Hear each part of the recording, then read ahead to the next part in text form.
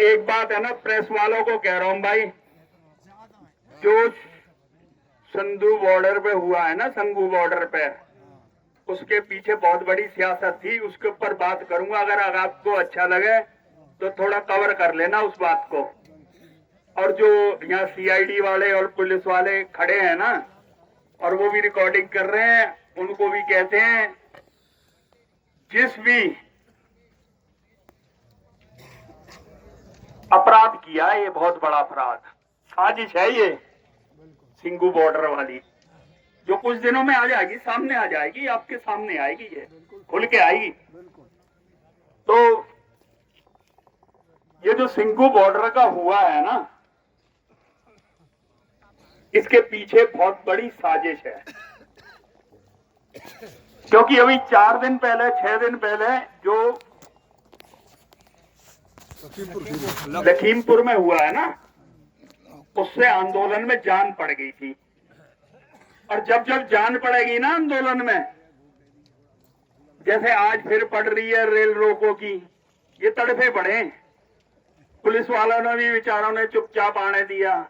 जब मैं पलवल पहुंचा ना, तो एक सिक्योरिटी वाला बेचारा, नाम नहीं पता, नया नया आया, नाम लेना भी नहीं चाहिए किसी का, तो पूछ रहे थे, पहली बार उनके दर्शन हुए, वैसे तो सारे जानते ही हैं, तो पूछ रहे थे, भाई आज तो कम नजर आ रहे हैं। मैंने की चिंता मत करो, तुम्हारी बसें भी है ना, एक तो ही नजर आ रही है, उससे तो ज्यादा ही है, भर लेना उसमें, बाकी जाके रोक लेंगे, घबराओ मत। तुम्हारी बसें भी 2-3 ही नजर आ रही है, 6-10 बस हो गए तो हैं हम, चिंता मत करो। वो टोटे हैं आके, जान है कि ना, इंजेक्शन लगा के देखे, मर गए कि अभी जिंदा है, कोई बात नहीं भाई, तुम अपनी ड्यूटी दो। और मैं तो पहले भी कई बार बोल चुका हूं, ये पुलिस वाले भी बेचारे जो है ना, कहीं ना कहीं किसान या मजदूर के बच्चे हैं। ये कोई राजा के बच्चे नहीं है, ये भी अंदर से दुखी हैं, परेशान है, पर ड्यूटी तो बजानी पड़ती है, हर एक को बजानी पड़ती है। तो हमारा इनसे तो कोई रोष है नहीं, ये अपनी ड्यूटी बजा रहे हैं और किसान भाई अपनी ड्यूटी बजा रहे हैं।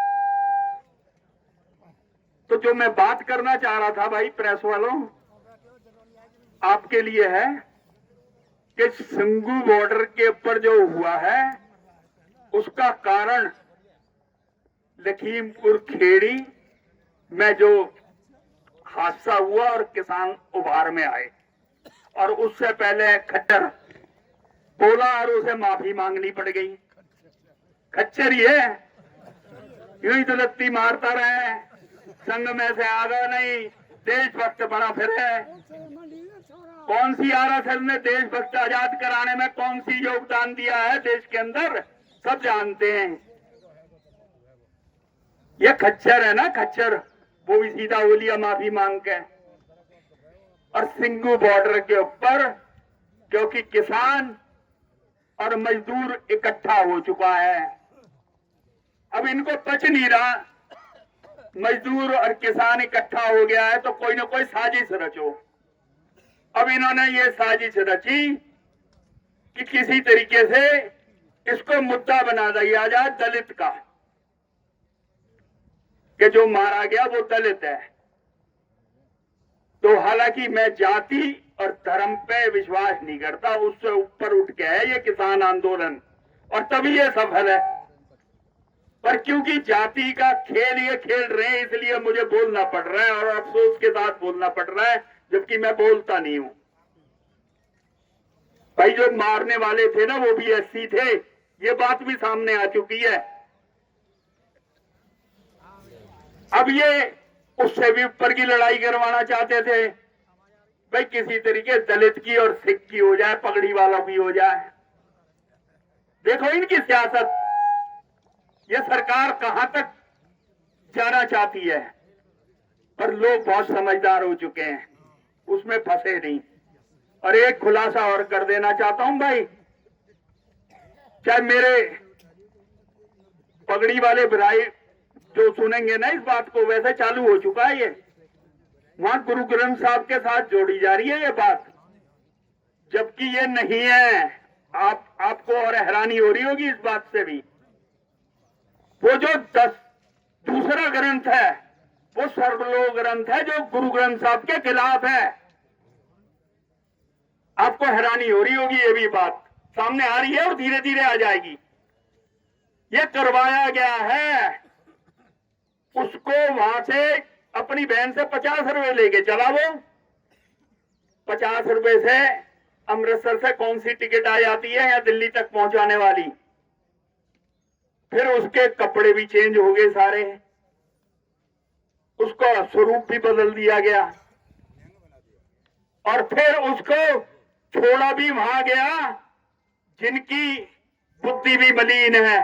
मेरे को माफ कर देना भाई, मेरे ही भाई हैं, पर वो भटके हुए हैं।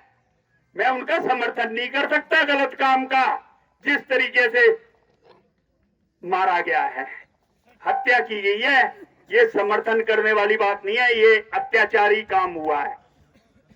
और गुरु ग्रंथ साहब के पीछे नहीं करा है भाई। वो लोग सर्वलोक ग्रंथ है जो कि ये आरएसएस 1999 से जब 300 साल सिख धर्म के पूरे हुए तब से ये पीछे पड़ी हुई है उसको ऊपर लाने के लिए। और ये जो भटके हुए हमारे भाई थे ना निहंग, उन्होंने बराबर प्रकाश कर रखा था उसका, उसको लेके भागा है। ये शर्म की बात है मेरे को कहते हुए, ये सच बताते हुए, लेकिन सच है। अगर हम इस सच को नहीं बताएंगे तो हम भी अपराधी होंगे। हम अपराधी नहीं बनना चाहते, चाहे हमारे खिलाफ जारी हो बात। इंसानियत से बड़ा कोई धर्म नहीं, कोई जाति नहीं। इंसानियत से बड़ा धर्म जाति नहीं होती। लेकिन जो भटकाने वाले हैं, इस आंदोलन को खराब करने वाले हैं, वो कहीं ना कहीं धर्म से और जाति से जोड़कर इसको भटकाना चाहते हैं, और इसीलिए उसको गलत तरीके से लटकाया गया।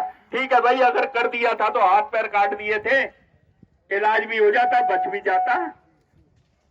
बहुत गलत तरीके से उसको मारा गया, और वो भी ऐसे ग्रंथ के पीछे जिसकी गुरु ग्रंथ साहब के साथ तुलना नहीं की जा सकती।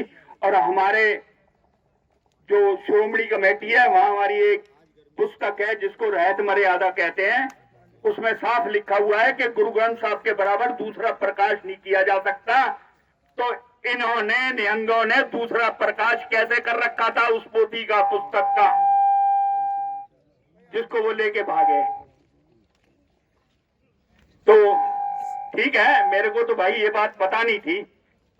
चाहे हो सकता है मेरे खिलाफ जारी हो, मेरी पगड़ी के खिलाफ जारी हो, पर सच तो बताना पड़ेगा।